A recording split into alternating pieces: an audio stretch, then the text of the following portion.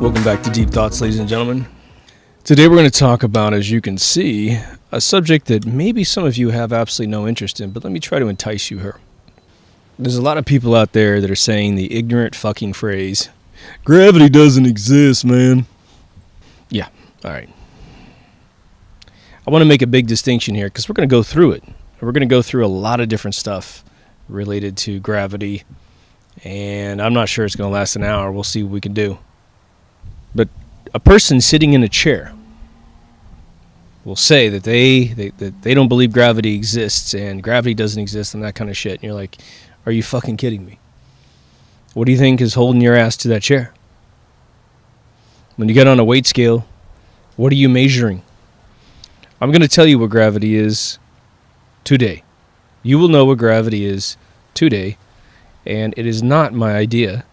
It was discovered by absolutely brainiac people, and for those of you who watch every single episode, I do apologize. This is a gigantic repeat from a sort of a digression that I go into in various episodes, but this time around we're going to stick with it because that way I can just refer to the gravity episode and then we can move on in future episodes. I don't have to go through it a bunch of times, right?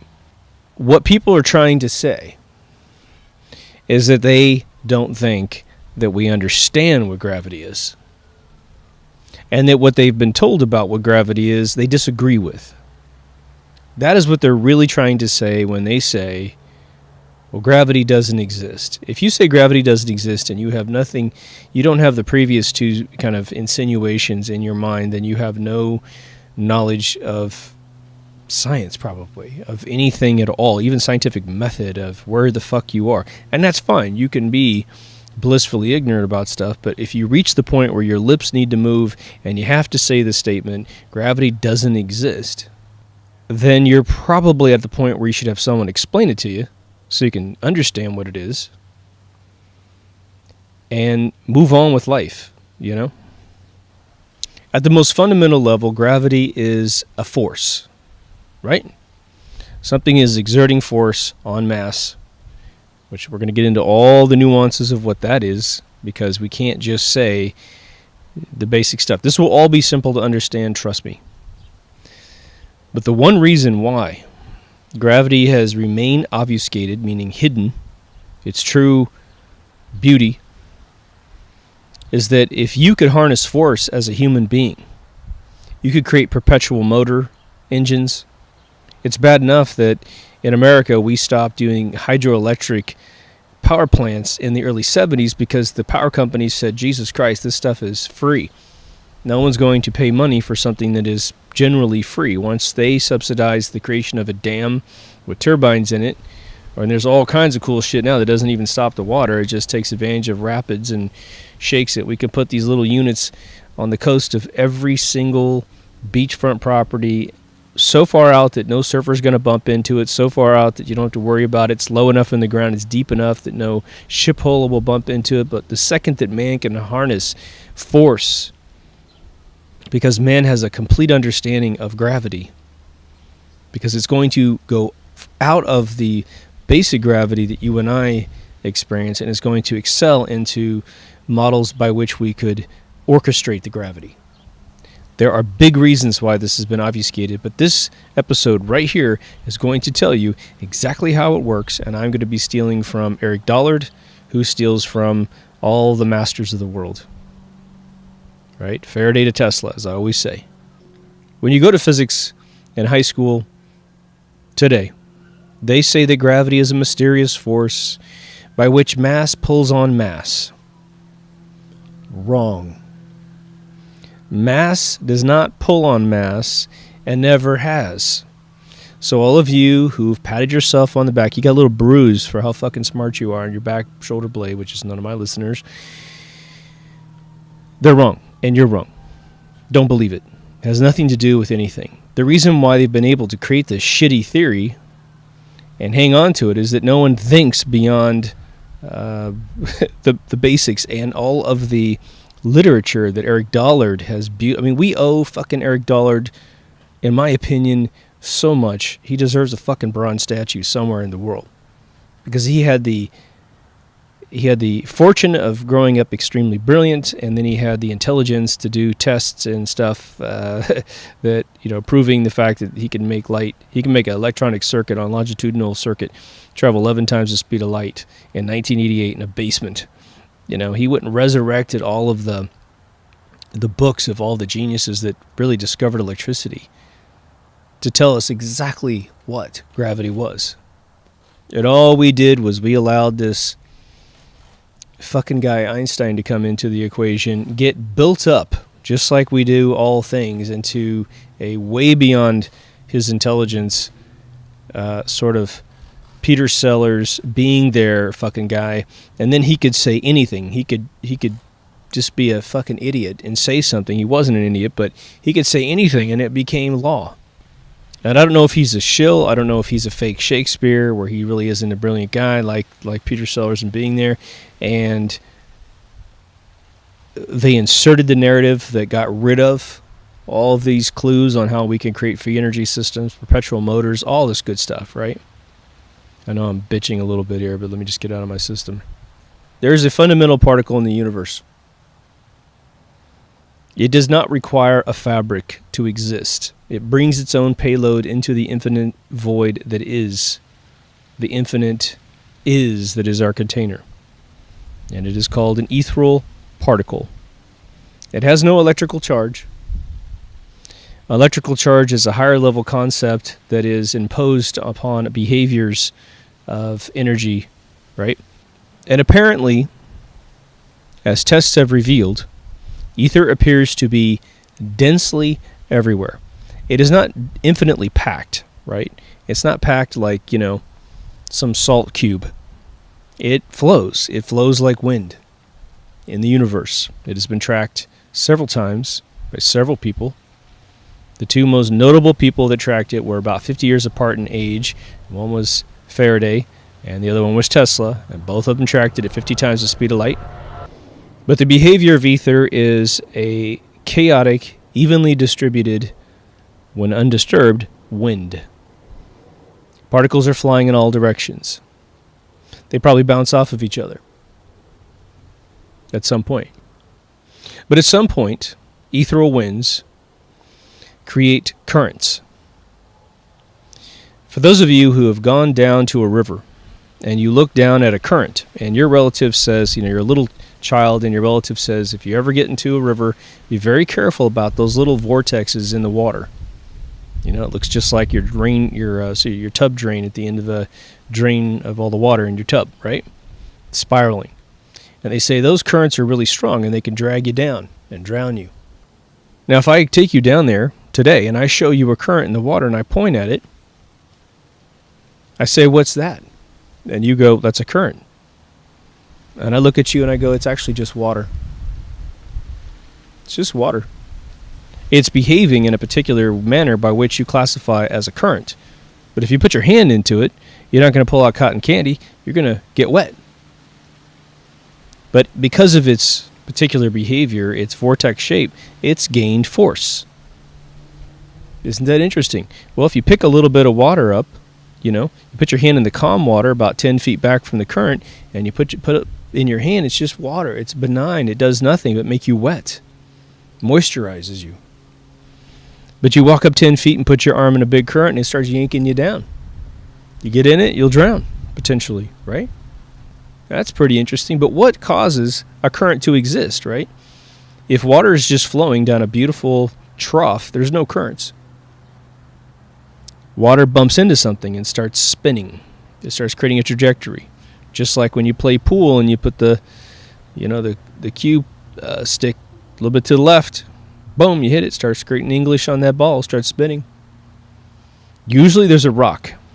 If you go underneath the bridge, it's usually the suspension beams that are holding up the bridge and going into the water. Water's bouncing off it. It starts twirling, because that's what it does. it starts influencing all the other water particles and it starts swirling.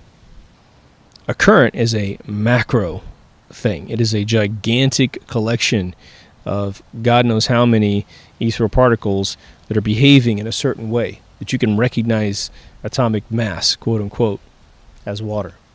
And then you put a behavioral model on it, and then it's a current. You put an intellectual model on that, and it becomes a danger.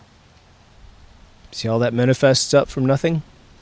It's not really nothing, but it's this fundamental particle. But this is about gravity. But we have to understand ether. We must bring ether back into the classroom. It is 1,000% real, and it was only theorized away by lazy assholes who were working for J.P. Morgan, working for energy companies that were trying to hide the very fundamental fabric of what we have as a universe to make sure that you're not able to go past them or around them. You're not able to conceive of an anti-gravity machine because you don't understand what gravity is, because it's been obfuscated, hidden. We're gonna pierce that veil today. Again, I apologize before I go through this example again, because I've given the example dozens of times on various shows. Gravity is nothing more than the negative pressure created between two objects that I want you to think of these objects as currents in your mind. Okay? Earth is a current. It is a collection of infinite, seemingly infinite numbers of particles that all comprise microcurrents, right? Every electron, neutron, proton, photon, everything, neutron, it's all currents. It is the way that the water is moving that we classify those currents of ethereal winds as something of a higher construct, a higher thing. You've got a bunch of little tiny Legos. Even if I gave you the tiny Lego, right, the one that's super duper small, you'd obviously only be able to go in a linear dimension. But if I give you one that's got two segments, it's only one high, one wide, you could start creating life with just that little tiny Lego. Well, that's what an ethereal particle allows in this universe. So it all twirls together and creates an Earth. We are a part of Earth. The sun has its own plasma ball and its own fusion exterior, and it's its own object. But because the Earth and the sun are made of the exact same thing that the rest of the universe is made out of, when the ethereal winds fly around the universe and they hit their own kind, and it really just comes down to they hit each other because they have the same size, right? As no one really knows what an ethereal particle looks like, we have to assume that it is as infinitely dense as it needs to be to become something that you could touch, right? The idea is if you had something that, everyone who buys a really thick sweater, you could pull it really hard in four directions and you could drop sand beads between the threads, right? Because it's not quite as dense. But we have to assume that ethereal particles are good enough to bump into each other. So once that starts occurring, which is just basic physical model universe, okay? What's beautiful about this is it's a physical model that you could put in a computer, and as soon as you simulate ether in the universe, you immediately see gravity happen. Immediately. And you would immediately, once you have a little bit of gravity, you start to have orbital behaviors, okay? Which start giving you all of the classifications of energy that we know, all right? Ether comes at the sun from all directions, evenly from all directions. But ether is used to being unimpeded, right? It just moves all over the place. But when it bounces off something, a huge collection of its own currents, all tied together and tangled together, it starts creating, there starts to be less ether in the universe at a particular location, because where it would have went from point A to point B, it stopped at C and bounced back to point A. And this is best illustrated by something you have done. If you're 20 years old, you've definitely done it. You've been in a very windy parking lot, field, sports stadium outside, whether it be football, whatever, and you have a friend that you're walking up against. Usually it's someone you're attracted to. And it's cold, usually a little bit, but the wind's blowing you all over the place, and of course you have gravity yanking you down on your feet, but we can ignore that particular vector for this example. But you start walking towards each other. Now, 10 feet away, you don't really feel each other. There's still a ton of wind on your chest, ton of wind on your back, same thing for them. When you get within 12 inches of each other, You now can sense each other's presence on a pressure level. Their back is blocking the chaotic wind that would normally have hit you in the chest, and your back is blocking the chaotic wind that would normally hit them in the chest. If you had a pressure gauge that was very sensitive, and you pushed your arm out to your left and you took a temperature reading or pressure reading of the ambient wind and air pressure, it would be higher than if you put it between your chest at, say, 6 inches, when you're 6 inches apart from your mate, because you've created a negative pressure. This is how wings work on jets, people. The shape of a wing creates a negative pressure on top of the wing such that at a particular speed, if you put a streamer on the top of a wing, the funny question they always ask in physics is, if I tied a bunch of streamers to the top of a wing and we flew, what direction would the streamers go? And everyone says straight back because they see that. Well, no, they actually go straight up because of the design of the wing. All right? It creates a negative pressure on the top of the wing. That's how flight happens. But somehow we have our heads up our ass when it comes to normal physics of how the universe works, right? What's interesting is someone might split the hair and go, yeah, man, but you're talking about oxygen. We're piercing oxygen with the wing of a plane. That's different than this fake ethereal wind stuff you have. No. As it is above, so too it is below. Macro emulates micro. Micro emulates macro. Honestly, the wing is a macro. The micro behavior that is gravity is just produced by the smallest unit of mass that has ever been identified. So let's loop back on this because we're going to talk about weightlessness, and we're going to get into these gravity waves that they say they've discovered, and we'll get into Einstein's whole space-time relativity thing, which I did touch on in a recent episode, but we're going to quickly go by the repeat of a recent episode, and we will get into some of the more detailed stuff that I don't talk about. Let's say that you wanted to make a 60-ton rock totally weightless. It's not inversely affected in that it will fly up into the air and disappear into the sky. That's a whole different mechanism. But let's just say we wanted it to be like a balloon with a perfect amount of helium in it that it doesn't float away. It doesn't go up. It doesn't go down. You know, it's like when you had a balloon from the circus or something for a week, it starts to kind of just hover in the air, right? Well, we could make rocks do that too. We could make anything do that. Why is the rock being held down? Gravity is this super weak force, but somehow there's 60-ton rocks in the world, right? 100-ton rocks. The pyramids are made out of 2.3 million of these things, right? The Great Pyramid just by itself. The estimates are 2.3 to 2.5 million rocks. I mean, goddamn, that's phenomenal, right? How did they move all this stuff into place? How did the Coral Castle build his thing? All right, I'm going to tell you how easy it is. I'm not going to say that I know exactly how it's done perfectly, but this is the goal, that if we were to sit down a bunch of scientists, this is what our goal would be. We have to resonate the rock somehow, such that the ethereal winds that are actually slamming into the top of the rock without anything slamming against the bottom of the rock, because Earth is blocking the wind that would come up to the bottom. So if we could balance the amount of ethereal winds that we're pressuring on top of the rock and the same ethereal winds that push on the bottom, we get that thing to be floating in the air. Now, yes, there are factors that are the oxygen pressure and all that kind of stuff, but I will tell you the reason why that's being held to this, most likely, heliocentric ball is because the ball is blocking what would normally be pushing up and keeping it equally floating in space, right? If we could just get the ethereal winds to go through, then the ethereal winds would have no effect on the vortexes of ethereal mass that exists that makes the rock visible to us, right?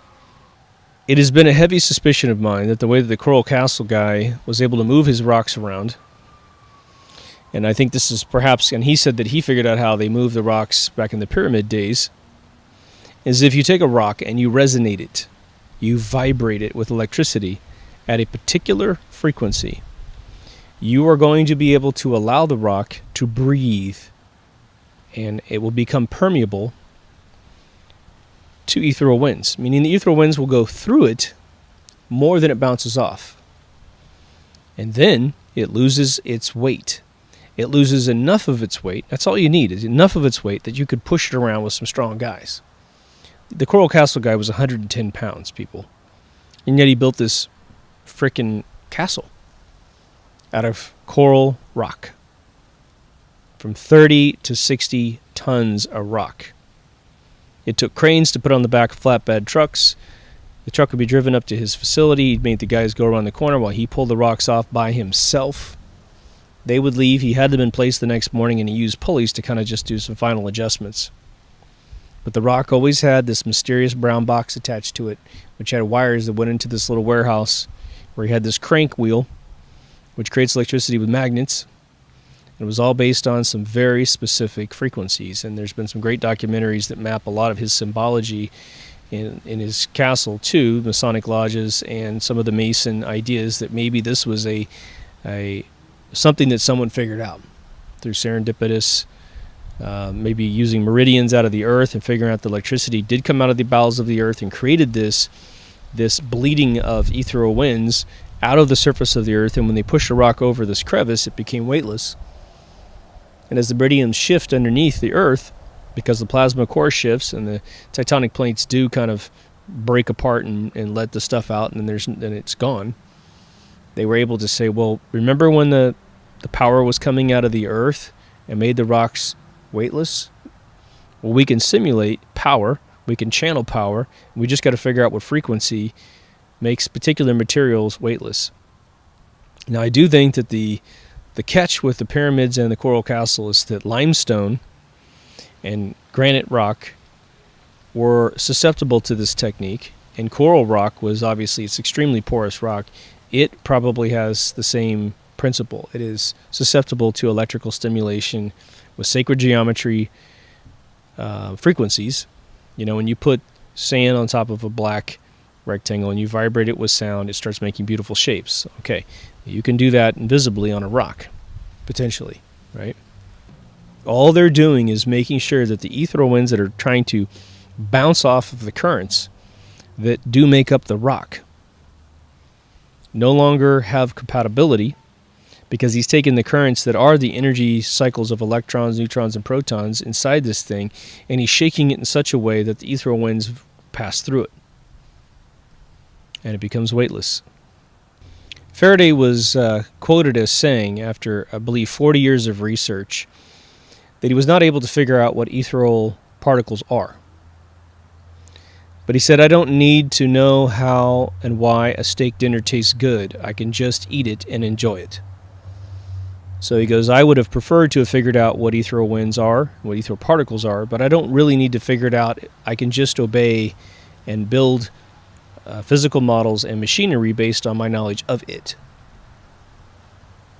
Now, no one contests the brilliance of Nikola Tesla. I will eventually do an episode on him 100%. I'm going to do an episode on Eric Dollard as well. Nikola Tesla measured it, proved it exists. And then Einstein, who is we have to give him potentially some credit here, but, the only thing Einstein's really credited with is the atomic bomb. And it is actually pretty well asserted that, he was a patsy for the blame game on the nuclear bomb, and that it wasn't necessarily his E equals MC squared thing that actually jostled everyone's belief system into energy as mass and mass as energy. I think it was well understood before he wrote it down. He just happened to create a big flawed formula that actually ended with that assertion, because his formula doesn't allow anything to travel faster than the speed of light. It is not correct. Hell, according to him, a photon can't even fucking exist. It's ridiculous. But let's talk about these gravity waves. Gravity waves, technically being discovered, is sort of a lowbrow discovery. I mean, it is, for me, I've heard this repeated over and over and over again by really brilliant friends of mine. Well, they've discovered gravity waves. Like, yeah? So what? The fuck is that?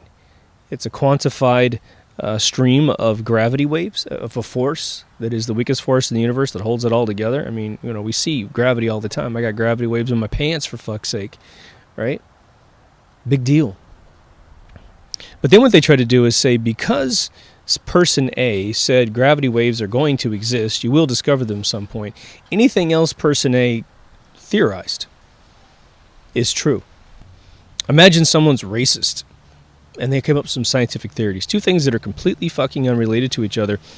The way we run science today, well, then I guess whatever assertions they want to make about a particular race are true, because everything else they said was true. They're so smart, right? Gravity waves exist regardless of what anyone thinks gravity is. But the ethereal particle model of the universe is absolutely perfect.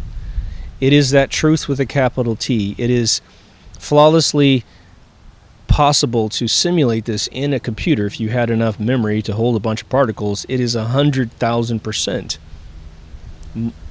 capable of being modeled. And the beautiful thing is it doesn't really have any notion of positive electron charges. Those are just behaviors that are being classified.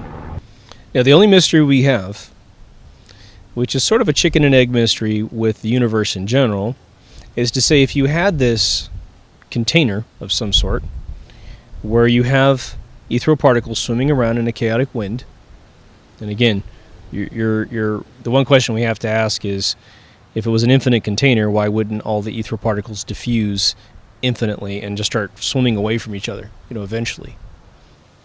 That's a theory for another day and one I'm trying to work on right now. I'm not trying to work on it. I am working on it right now. I will share once I figure out the best possible way to explain it. A gravity wave is nothing more than a quantified, meaning a captured part of the universe where we simply measure the effects of gravity. That's it. It's tantamount to saying, okay, we're going to look in that river with that current that's got force. It's just water, but it's moving in a particular way, and we recognize that force as a current. In the particular argument of gravity waves, we're simply saying ethereal particles move in a particular current that creates force that is so recognizable that we call it gravity, because it's helping to construct things in the universe that we can recognize with our eyeballs, right? But it's as if we could take a kind of a shoebox snapshot or a cubic snapshot of the water that's in that river creating that current, and we point down at what we look at and we're saying, look, see that current? The little tornado of water? That's a gravity wave. Honestly, it is. A current is a gravity wave. Somehow it means more to the scientific community if they can find it on a more macro scale in the universe, but it's sort of absurd. We can see it down here. Anybody who's doing, tests for aerodynamics, you're looking at gravity waves, people. Turbulence is nothing more than a subclassification of gravity. Thermodynamics, it's all based on minute classifications, very specific classifications of gravity, and how various particles, which are made of currents of ethereal energy, manipulate each other and bounce off of each other. It's very important. It's extremely important that we understand how these things work if we're going to achieve flight, if we're going to make an F1 car go 1 mile an hour faster on average. It's all important. If we want to protect ourselves from tornadoes, build tornado-proof houses, well, we'd have to know how a tornado tries to rip shit apart, so we can build structures that can fight those forces and make them moot. But Einstein had this pool table. Remember the pool table back in the 70s and early 80s where they had painted this beautiful grid on it, and they put this ball in the middle, which is, the sun. Sometimes they don't put the ball in there, and it just has a vortex down, like a current. And they roll that cue ball or whatever, and it goes in this circle, and then it eventually kind of, it becomes subservient to the curvature of the table, and then goes down the chute. And of course, while that experiment's happening, the ethereal gravity is actually pushing on the table itself. Your problem with air pressure being purely gravity, especially for the flat earthers, and I sort of spoke too quickly in one of my episodes about flat earth and didn't really put this together because I'd seen experiments that kind of proved that the situation is that when you remove all of the air from a chamber, like a glass box, and you put a feather in there and a paper clip, with oxygen in there, the feather falls a little slower. When you turn it upside down, the paper clip falls real quick because the paper clip is more dense. It has more gravity pushing on it. But air starts to play games with the lack of gravity pushing on a feather. It weighs less, right? The feather weighs less than the paper clip. And so you can immediately tell the paperclip is disturbing more ethereal winds and therefore is heavier. The feather doesn't. But then the feather has an added extra obstruction, which is the thickness of air. But once you vacuum it all out, they tend to fall at the exact same rate up and down when you keep rotating the cage. Well, what's making it fall? If air pressure is all of gravity, it's ethereal winds, because ethereal winds will go right through the roof of the building, right through the glass, and it will bang into the currents of energy that do make up the feather and the paperclip. For anyone who's played marbles, it's very interesting. Who knows the exact shape of an ethereal particle? But you sort of have the fundamental understanding of what an ethereal particle system is. Now, if a particle can hit a particle, you have a very interesting physical model that immediately shows up in your mind. You have a ricochet. And once you have a ricochet, you start getting currents.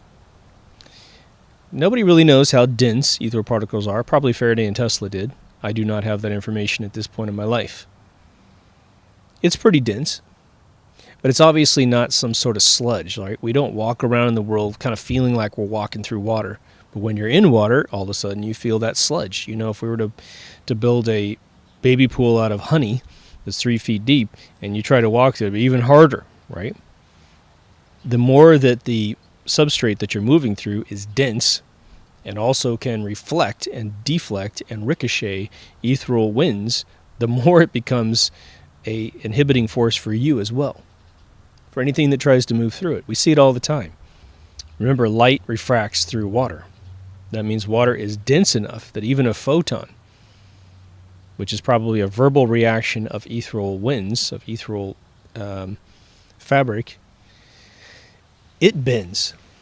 But it has such a forward momentum that it doesn't wiggle around like a vein inside the water. It just basically bends its vector once it starts hitting that substrate. It alternates the vibrational frequency of the photon in a very consistent way, and that it goes in a new direction.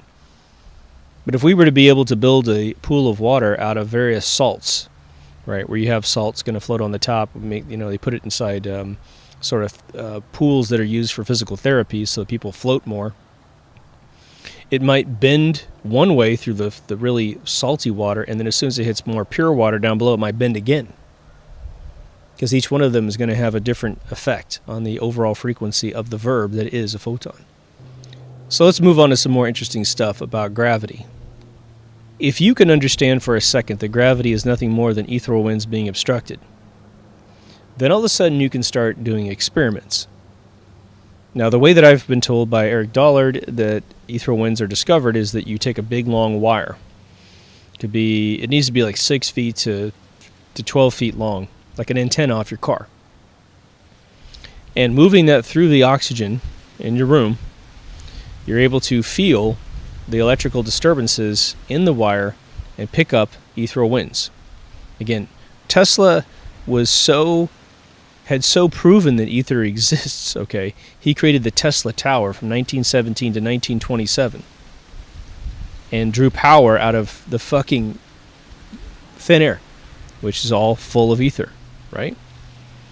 When JP Morgan said, "What are you doing?" he said, "Well, this is the most amazing thing. We can grab power out of the sky, and then I can use my Tesla coils. Every time a coil wire goes around, it doubles the power of the original coil, of the previous coil." And so he coiled it down to give it some substance, threw it into the bowels of the earth, and drew up from the bowels of the earth part of the plasma stream that is at the center of the earth and created infinite power. Boom. That's exactly what the pyramids did in Egypt, using conductive limestone on the center of a pyramid and non-conductive limestone on the outside, and used red granite in all of the caverns that people walked in to stream it outside and down into the plateau, which was, classified as being taller than the pyramids themselves. The Great Pyramid's about 455 feet tall. That's like almost 50 stories high. But the foundation it's on is supposedly taller. And that mirrors exactly what we do with our skyscrapers, and when we pile drive big giant beams into the ground when the soil is not so sturdy. The mathematics is, if you're going to build a 10-story building, you drive 10-story pylons into the ground, and one sits on top of the other. and it averages the tilt and the weight distribution on the surface. It's exactly what they did with the pyramids. And the plateau is full of honeycomb chambers that carry water. So they could move the power around the plateau. And if you needed water, you just put a stick in the ground that was conductive, and you could bring power straight out and light a light bulb. So anywhere in Egypt, while the Giza Plateau, you could get power, you could get lights. And that's why the pyramids don't have any, torch marks on the walls, because they could just turn on power anywhere they were. That's how Tesla was able to fill his laboratory with light without having light bulbs. He had ionized plasma gas, most likely, in his ceiling. And somehow he could control its creation and consumption into probably thermal light energy in such a way it was safe for everyone in the room. Why didn't any of his equipment have a power cable in the wall? Because he just projected the power directly into the unit. He just needed to oscillate ether in such a way that it stimulated the conductive surface of all of his circuits, perhaps of his power sources. Again, all of his shit was confiscated because no one was allowed to know how this dude walked right around the power companies. But let's say that we did understand that ethereal winds are gravity. Then, especially if you started learning that in grade school, which you should, because a grade school kid could understand this shit once you draw a diagram on the board. Then we could start thinking about, all right, we're not quite sure exactly what ethereal particles are, just like Faraday said, but we don't have to. We can manipulate and figure out methodologies to change its behavior at any one point in time. Well, what happens if you could build a little machine that could use maybe electromagnetic fields, electromagnetism, to manipulate the field of energy around a particular unit? What does that have to do with gravity? Well, if everything's made of the same stuff, and that's pretty much a certainty in the universe, no matter who you're talking to, if it's all made of some fundamental particle, and you're manipulating anything in the universe at all, especially in some sort of current, right? You're creating some sort of force field of energy around a particular object, and you are starting to play with the interaction of the ethereal winds with the mass that's inside the field. I saw a video a long time ago, probably more than 10 years ago on YouTube. Technically, probably about 12 years when I really started waking up. But I wasn't aware of ethereal theories. I hadn't discovered Eric Dollard. But it looked like, and I've said this several times on the show, and this is one of the major sources. There was someone who created a documentary collage, if you will, a montage, if you will, of lectures that have been given from about 1960 to about 1965, 66, somewhere in there, where professors in every major university were illustrating to their students how we could theoretically create anti-gravity machines. And it all dealt with the manipulation of electromagnetic fields. Why electromagnetic fields? Well, it's one of the things that is pretty easy to create. We're not going to be talking about the efficiency of energy being used. You may have to put a lot more energy in than is going to be monetizable by what you create, right? You could move a rock from, say, the back of your backyard to the front of your front yard, by using energy, but you may take, gigawatts to do it. So it's not feasible in our maybe layman's take on the whole thing. But that's not important yet. We can make it more efficient later. And we might be able to find better ways of manipulating the ethereal winds around an object at a later date using better techniques, right? But what happens if the Earth / the humans on Earth start gaining full control over gravity? And what if we can flip the bit and make it economical? Now, I'm going to get into Stan Myers at a different episode, and he's used hydrogen out of tap water to achieve great methodologies of creating energy for virtually nothing. Again, this is not an exercise in trying to create, a sustainable model just yet. But this is going to reignite, hopefully, your thinking such that you can get down that path, right? We ship a lot of things in the world, right? Well, what if you could ship things around the world with anti-gravity? Put them on some skid, just like Boba Fett. It was trying to take, was stealing Han Solo's frozen body. This carbonite block. Oh, looks pretty cool, right? That little, skidder, whatever the hell they call it, that sand vehicle that Obi-Wan Kenobi and Luke Skywalker used to get from point A to point B, hauling ass on the desert floor. Pretty cool, right? People with spinal injuries that can't walk. Well, what are they fighting? They're fighting gravity. Gravity wants to yank them to the ground. Well, what if we could strategically manipulate their body such that they only weighed as much as their legs could take? And physical therapy could be this amazing thing to say, well, we're going to put you in this bodysuit, make you damn near weightless, and as you move around the room, over time we'll reduce the amount of anti-gravity that's around your body, hopefully not disturbing your DNA and all that good stuff, and you can manipulate your muscles back into health. Exactly tailored to what your injury requires. Well, let's say, we don't seem to work on any stem cell research, and so this is the only way you're ever going to walk. It just has to be the way it is. The benefits of anti-gravity is actually pretty phenomenal, but one of the biggest ones is that we could avoid things, right? You could get out of harm's way. We wouldn't be stuck in traffic buying oil. If we could attach the machines that create the anti-gravity around a vehicle, then we could have computers move us from point A to point B in nearly split seconds.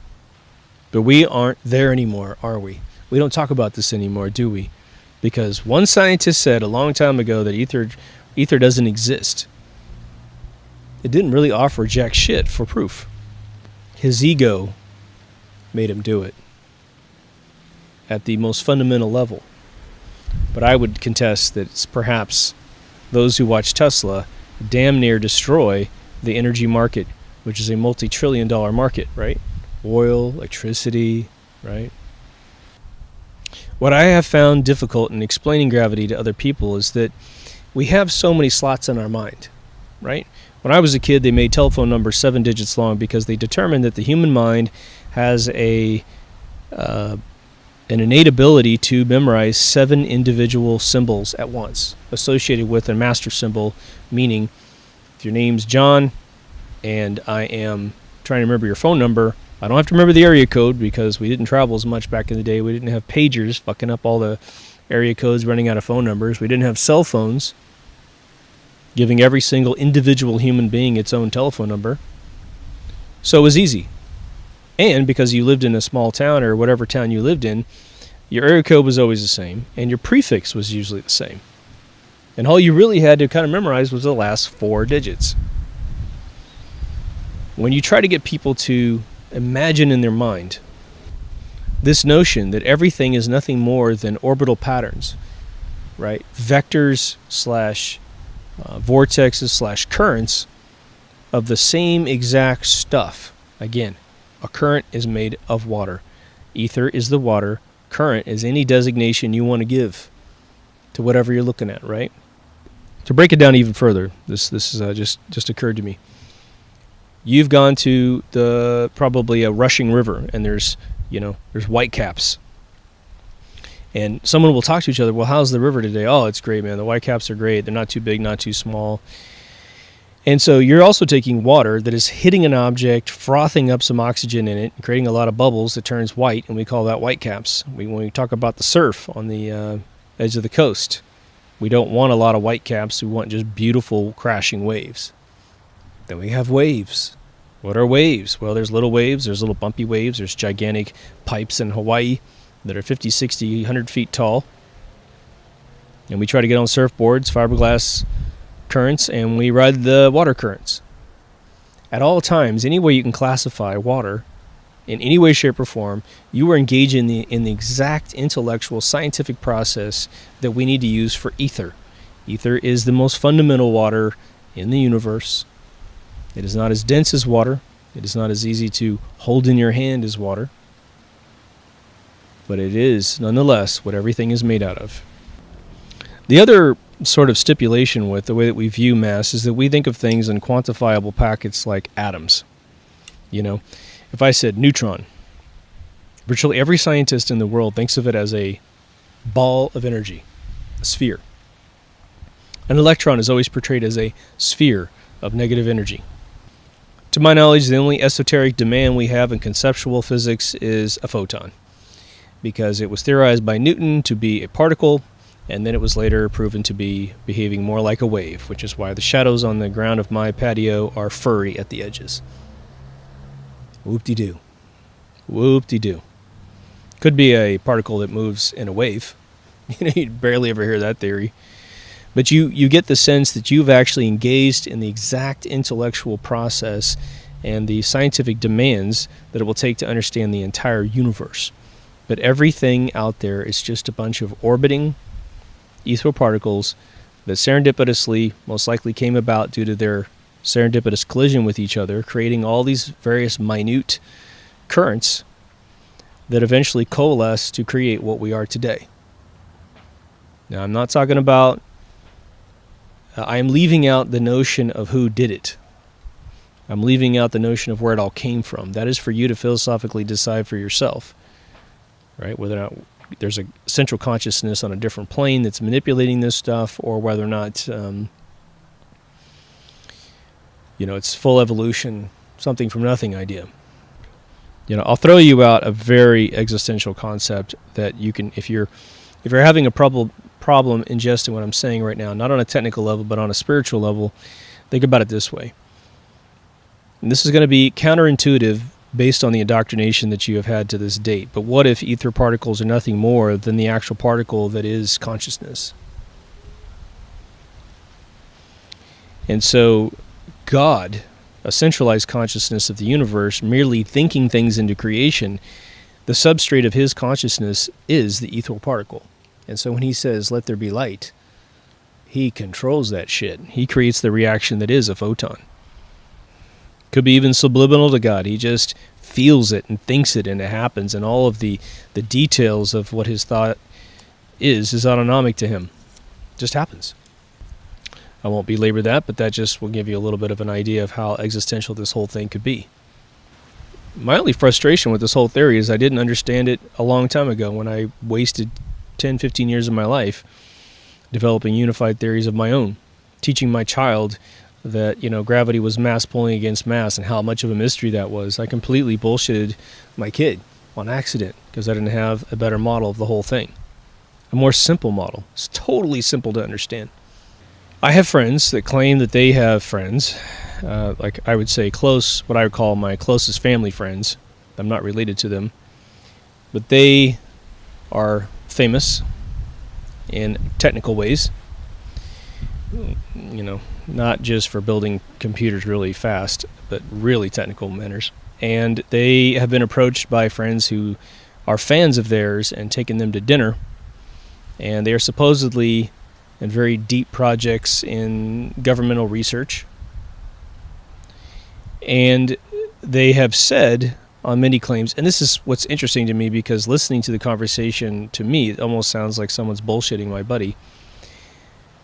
But the assertion is that, the United States government, at least in its military, groups, probably sort of maybe an Area 51 S4, Los Alamos Labs, Wright-Patterson Air Force Base, whatever, that they have developed anti-gravity capabilities.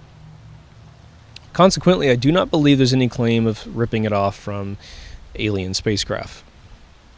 But everything that Bob Lazar talked about anti-gravity actually maps and mirrors the ethereal model 100%. Okay, we'll get into that before I close out here.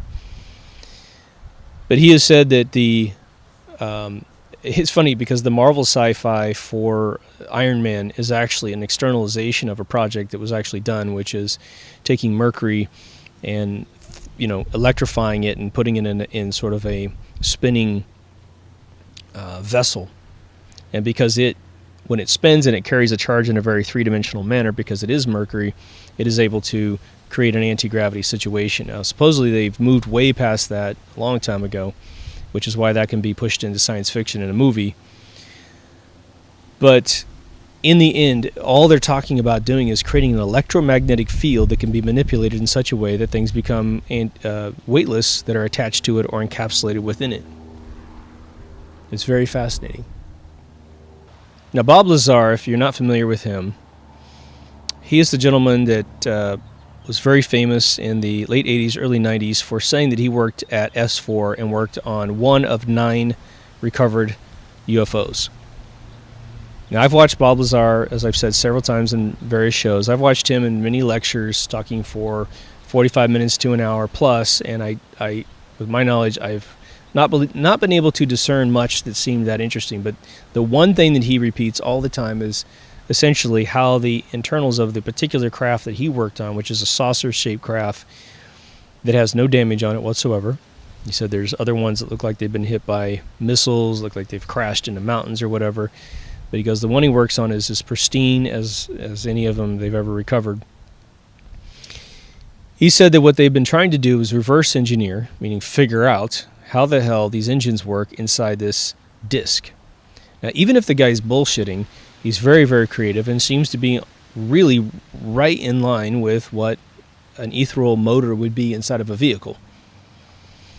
But according to him, and you can look this guy up, there are 3 to 4 units. I think it's 3, though. There's a triangle formation in the base of this saucer where these canisters, these sort of cylindrical canisters, are hanging from these actuated arms that can be moved. And inside this thing, about the size of a large beehive, is the antimatter motor, according to him. And again, that may be a guess, but part of the theory of antimatter is that if you can create a motor of antimatter where you can actually contain antimatter and not lose it, and you could move mass between the state of mass and matter and antimatter, the conversion between the two releases a tremendous amount of inexhaustible energy, and then you can harvest that to do things that are way beyond our capacity with, your average D-sized Duracell battery, right? But he said that the way that the craft works is that these hanging pods lean, that they turn and they lean and they point in a particular direction all in unison, and that they point towards the direction in which they want the ship to go. And he has described that they create what's called a gravity bubble, and that it creates a negative pressure where there is no gravity. And the ship, following the path of least resistance, will simply fall into this wave in front of the ship. It's almost like a surfer, right? Now, when I came up with my unified theory back in the 90s, it was based on wave theory and creating these sort of graduated energy waves in the universe, which seems like it is sort of similar to this, but it's a little less wavy. But this technique creates a wave that the ship rides on indefinitely. Well, that would be an anti-gravity motor, according to him. Doesn't really have to be, but let's just say it is, creating a electromagnetic field in front of the ship, easily piercing the actual metal of the ship, disturbing and basically forcing the ether out of the way and saying there's a air pocket, let's just say, a void pocket of ether, meaning there is no ether in that pocket, or I would say a lot less than the rest of the surrounding area. And it goes pop right into that spot. And the assertion is basically that you could create this wave, keep it going for a really long time, and the ship would just continually build up speed. Now, whether or not the ship tops out at a particular velocity, who the hell knows? That's up for theory. But what's interesting is what he is saying completely mirrors 100% the knowledge of ethereal winds. All right? Now, they say that gravity is the weakest force that we know of in the universe. At least one of them. And so some people go, well, if they say it's so weak, then how the hell are we held down on planet Earth? Well, the reason is the Earth is so massive compared to our size that the amount of ethereal winds that it blocks from the bottom of the Earth, where we're sitting right now, like on the other side of the planet, that what is left pushing me down does not crush me, doesn't squish me like a bug. This is it. What I feel right now is the combination of all of the surface elements above me, which is oxygen and various other chemicals above me, being pushed down by the ether and pushing me to the ground. Honestly, you know exactly how weak the force is. Just sit down and feel the pressure on the top of your body. That's exactly how powerful it is when you displace it this much. Now, if you take the Earth and you double its size, you're going to get squashed. because now the amount of ethereal winds pushing on you is now much more intense. Now, the other thing we need to make a distinction on is this notion that supposedly the Earth, even if you adopt ethereal winds, that it somehow is absolute in its blockage. Maybe it is, maybe it's not. Maybe a lot of ether does penetrate the Earth through ricocheting off its core, and we do have this phantom force pushing up, and we've definitely tracked that many, many times in science. There is a special force that goes up against gravity, and that might be the little bit of leakage through the Earth, or that may be the effect of what happens at the center of an atom, where the dielectric wave bounces off the core of an atom, when it hits the magnetic orbit wave, and where we get electromagnetism, right? People like to assert for flat Earth. And, when you hear it, it sounds romantic, and then I hear it repeated by people, and I'm like, it would be nice for me to hear someone say this theory and then have an additional scientific theory that compensates for this ethereal wind, which I think is undeniably the truth, when they say that water cannot bend. Water always seeks a level. No, it doesn't. It absolutely does not seek a level. It seeks unification with the force that is pushing on it. That is what you're seeing. So when someone says there's no way that, that the water doesn't fly off Earth, well, yeah, of course. The Earth doesn't spin fast enough to throw the oceans off, because it would have to spin so quickly that it's going to counteract the actual ethereal force on the Earth. But here's the thing. This thing wasn't made in a day, all right? And if it was made 100% the way it is, and therefore it's completely balanced if you're biblically, bound or predispositioned. But if you're willing to let God create things with science, water can be grabbed and pushed down to any shape that the object is. Now, planets are round, okay, because that is what happens when you equally push on dynamic mass, dirt, soil, chemicals of all kinds from all sides due to this, this current that is creating this blockage of ether. If Earth was the shape of a pear, we would merely look at, water would be a little bit more dense, where Earth was more capable of blocking ethereal winds. Where it was less capable of blocking ethereal winds, the water would be more shallow. But it would bend around the shape of a pear. It would. I think those in the know exactly what gravity is. If you were, say, the benefactor of control over society, and let's just focus on the monetization of that control. Obviously, there's tyrannical control as well. And you were to educate 20 people, maybe 50, who the fuck knows? A small number of people when compared to the overall population of the world, whatever that is. And you sit them down and you say, look, here's the deal. We have to keep control over society, because have you ever seen a video of assholes fighting at a Denny's at 2 a.m? That's the option, right? We let those people do whatever the fuck they want, and they'll tear down the planet. They'll all become raiders in Fallout 4, right? The assholes that you have to fucking exterminate on the planet before you can ever have any peace. And so this is way more intense than us making another $1 trillion for our quadrillion-dollar Swiss bank accounts. And it's a philosophical bias that they have, that this is what has to happen. Who knows if that's what actually has to happen? Maybe we could all get along, right? But you take these key individuals, you educate them up on what energy has been sold to the people to be. A unit of power that must be purchased by the people from the controlling elite. And that's just the way it is. Power companies that are subsidized by local tax dollars to be constructed are immediately handed over to gigantic oligarchical monopolies that sell you your power. There's all this bullshit about, how monopolies are not allowed in the world, but you know what? I don't have a choice where I buy my power. And my power is not sanctioned by the government in terms of costs.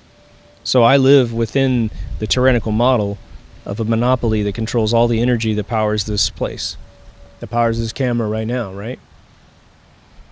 But they tell these individuals, this is the cover story, and this is what it really is. And your job, shit, they could pay these people $100 million a year. Wouldn't be anything to the amount of profit they make by keeping these people in place. But they said your job is to oversee the creation of academic books. You are to look into all research centers. You are to review every single peer-reviewed paper that's trying to get into a scientific magazine. You are to oversee the engineering teams of gigantic companies like Toyota and who knows what else, right? That's making engines that run things. Boeing, Rolls-Royce, all these people that make jet engines and rocket engines. And you are to enforce the ignorance that we have worked so hard to instill on the people. And everywhere you go in that, these people go in the office complex, it's got pictures of Oppenheimer and Einstein and all the fucking sellouts that helped create the cover story that is the bullshit understanding of energy and the obfuscated phenomenon, quote unquote, of gravity. There's a reason why you're not taught this as an option. There's a reason why no options are ever taught in school about anything. There's one way. You might find a little bit of fluctuation with foreign countries, but overall, there is one way to be smart, and if you don't follow their pre-sanctioned technology, you cannot achieve an academic reward. And if that's what you care about, well shit, then you've got to please the crowd, and the crowd doesn't put a lot of effort into anything besides memorizing and repeating complete bullshit. This is what's beautiful about the era that we're in. We're in probably one of the first Renaissance moments in history where we are capable of waking up in every single sector of thought, from spiritual thought to scientific thought, philosophical thought, mechanical thought, spiritual thought, existential thought. We're in a sweet, beautiful age. And I will tell every single one of you can hear my voice. If we are able to affect change on any of these douchebags that have been controlling us forever with their paranoid schizophrenia about how they're going to lose everything that they don't deserve in the first place, if we can affect change, then you can tell your grandkids and their grandkids forever, and they'll continue to repeat the story that you and your family, male, female, old, young, whatever, that you were part of the movement that woke up the world. Let's be that generation. Let's be that generation. Let's dig deep. Hopefully this episode got you to a point where you'll no longer ever say that gravity doesn't exist. What you can say is gravity is not what we're taught in school at this particular 2017 moment. Mass does not pull on mass unless it is physically connected. The amount of physical force models that you have to understand to completely understand the universe once you adopt what the masters of electricity figured out 150 years ago, all right? It's a handful of vectoral forces. Just understand how a bullet ricochets off of a surface, and you will have virtually all of the knowledge you need to completely understand how everything exists. It's all just a bunch of classifications of currents. Think about water. Think about how it behaves. Think about how we have 100 ways that we say water is a different thing. That's all the universe is, people. Just understand that thinking, if you're not used to it, can be a painful experience. You get tired the more that you have to think in a manner that you are constantly being bombarded with concepts that you don't quite understand. More you use your mind and think, it starts to become euphoric. It starts to become almost sexual, the way that you feel when you think. And it becomes your preferred pastime. We need to get to that state as well. Now, I want to put a tiny digression to the end of this just before I sign off, because someone asked me to talk about this. I talked about in the Bigfoot episode that there are potentially interdimensional, beings, and that's sort of a tongue-in-cheek assertion on top of what I believe to be a fairly ridiculous theory that these things exist. But someone said, well, what do you mean by another dimension? And if you watch all my episodes, you'll understand that I do not believe that they're actually necessarily physical different places in the universe. I just feel like dimensions are the way we measure what we're able to see within a set of data. So our eyeballs can only bring a certain frequency of awareness into our brain as electrical signals. Therefore, I can recognize the fact I got a computer in front of me, a camera, etc. Right? If something is in existence, but it doesn't, one, collide with my body, like some mysterious force, or I can feel someone touching me all the time, but I can't see them. That'd be disturbing, right? There could be several different frequencies of this ethereal wind by which we cannot recognize. And we know X-rays exist, infrared light exists, and we don't necessarily see those, right? We can see their effects on other things. Radiation we don't really see, but goddamn it, we can feel it, right? Just think about the fact that there could be life that is being brought into existence or sustained by the same exact model that we are sustained, but for whatever reason, due to frequency, not proximity really, but frequency, and it probably is a proximity thing in a physical model, it's able to vibrate and exist. Its current could be exactly on top of another current, but they're unable to interact with each other due to their methods of vibration.